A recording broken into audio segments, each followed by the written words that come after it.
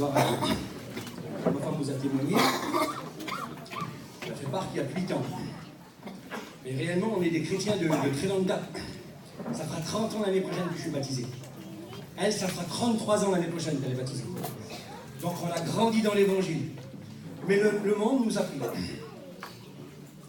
Et le monde nous a ouvert des portes. Ça, c'est mon témoignage. Et le monde s'est ouvert. Et ça a duré un laps de temps, des années. Et en 2010, ma vie, moi, c'était la bringue. J'étais sous. Le vendredi 4 mai 2010, et j'étais sous, j'étais libre, j'étais dans une discothèque, je demande pardon aux anciens.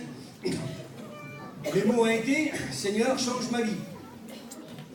Je peux dire que le mardi 8 mai, j'ai participé à une réunion, j'étais assis dehors. Quand j'ai fermé les yeux, quand je les ai ouverts, je me suis trouvé devant le pupitre, à genoux, les bras au ciel, délivré, pardonné, sauvé. J'ai crié à Dieu et il m'a répondu. Et j'ai pris un texte dans Ésaïe, et c'est Ésaïe 43 au verset 18. Je vais dire doucement parce que la lecture, moi je ne suis pas... Il dit, ne pensez plus aux événements passés et ne considérez plus ce qui est ancien. Mais je peux vous dire qu'il m'a pardonné. Je peux vous dire que je suis devenu une personne nouvelle. Je peux vous dire que le passé, j'y pense même plus. Dieu me porte chaque jour. J'ai trouvé une nouvelle vie, j'ai trouvé Jésus. Tu peux partir longtemps de sa maison. Lui, c'est le pardon. Lui, c'est le Dieu du renouveau. C'est le Dieu du recommencement. Et ça, il l'a fait depuis 2000 ans, depuis la croix. Et j'ai pris un autre texte. Alors j'ai dit, Seigneur, tu m'as pardonné à moi, mais dans la Bible, montre-moi où tu as été, où tu as pardonné.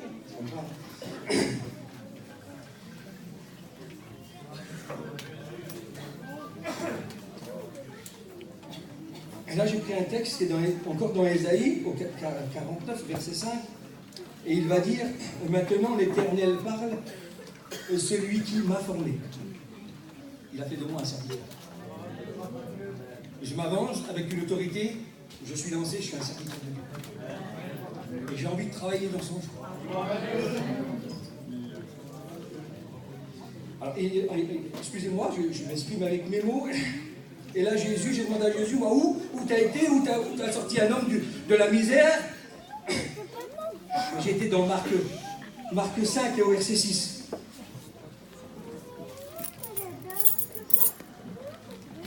Parce que la foule avait écouté parler, il y avait un homme qui était à Gadara, ce qu'on appelle le démon de Gadara. Cet homme-là n'avait rien pour attirer les regards, les gens faisaient des détours pour aller chez lui. Tellement qu'il devait être compliqué, tellement qu'il devait être vilain à sa présence. Et Jésus passe sur le chemin, il passe à Gadara, parce que certainement que Dieu avait vu certainement en lui quelque chose. Ayant vu Jésus de loin, il accourut, se prosterna devant lui et s'écria d'une voix forte, qu'y a-t-il entre moi et toi, Jésus, fils du Dieu très haut? C'est un démon, il est dans un cimetière, il est dans les sépulcres, et il connaît Jésus, lui. Moi, j'étais sur la terre, je connaissais Jésus, c'est pas les mêmes circonstances, mais il a fallu que je prie pour que lui vienne à mon secours. Pour que je retrouve la vie. Parce que réellement, j'y étais mort. Et lui, il m'a donné la vie. Et il va dire même plus bas. Il va dire même plus bas. Très haut. Je t'en conjure au nom de Dieu. Il ose prononcer de jurer sur Dieu. Donc il connaissait. C'est comme toi, tu es ici, tu le connais. Tu sais ce que tu étais, tu sais ce que tu es devenu. Et tu sais ce que tu peux devenir. Si tu mets tout dans ses mains, il change tout. Il est Dieu.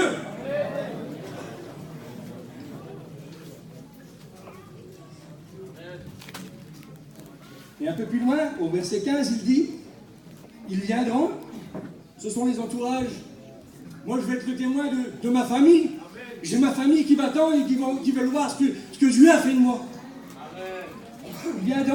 Ils viendront auprès de Jésus et ils liront le démoniaque, celui qui avait la légion, gens, assis, vêtus et dansant bon sens. Alors s'il l'a fait pour le démon de Gadara, je m'excuse de l'expression, humainement parlant, je me parle de moi, j'avais des petits liens tels que quoi? Mon commerce, mon caractère, mon alcool, c'est minime par rapport à cet homme. Il l'a délivré, il m'a délivré et il peut te délivrer. Ça, c'est la puissance de Dieu.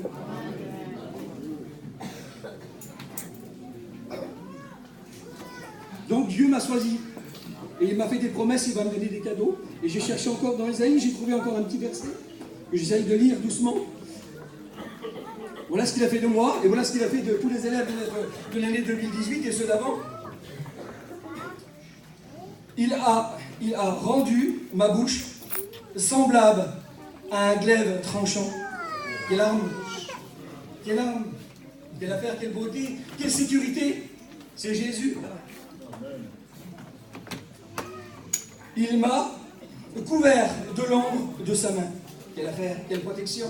Je suis couvert, où je peux aller, partout. J'ai lu avec moi, ma femme vous l'a dit, j'ai un petit enfant malade, je ne vais pas être là.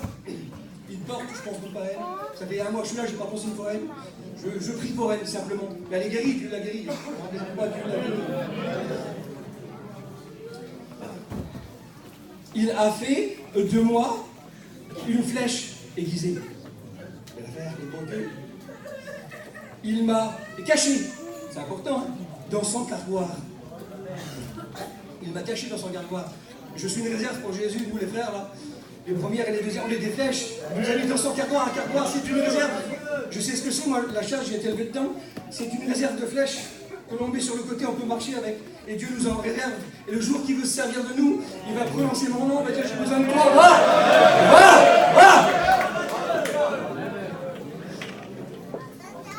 Et à 5 mois, alors, de ça, je m'attends quoi? J'attends une récompense, moi. Il va me la donner, cette récompense. Je la veux dans mon cœur. Et la récompense, elle se trouve dans Ésaïe 49, au verset 4. Maintenant, alors, non, c'est pas ça, excusez-moi. Mon droit est auprès de l'Éternel. Et ma récompense auprès de mon Dieu. Alors je m'excuse si tu n'as pas compris ça, que Dieu peut te délivrer, que Dieu peut te pardonner, que Dieu peut te sauver. C'est parce que tu refuses l'appel de Dieu. Dieu peut, si tu veux. Je vais prier la parole, je l'ai assez dit.